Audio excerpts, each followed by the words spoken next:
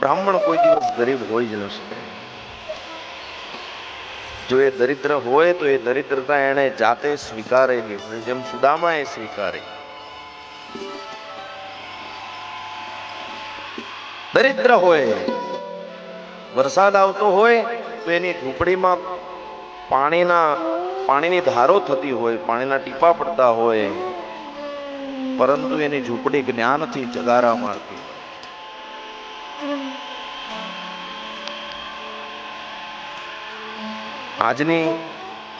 આજના સમયમાં આપણે ગરીબાઈ અને અમીરાઈ ફક્ત ને ફક્ત આપણે લક્ષ્મીથી, ધનથી, પૈસાથી આંકીએ છીએ, પરંતુ વર્ણ વ્યવસ્થાના આધાર પર જોવા જાઓ તો ચારે વર્ણનું ધન અલગ અલગ છે.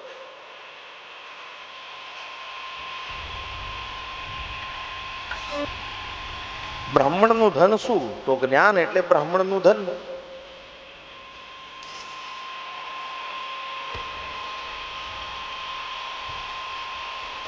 બ્રાહ્મણ માટે રૂપિયા, લક્ષ્મી એ ધન નથી. આજીવિકા દરેકને જરૂરી છે, ના નથી.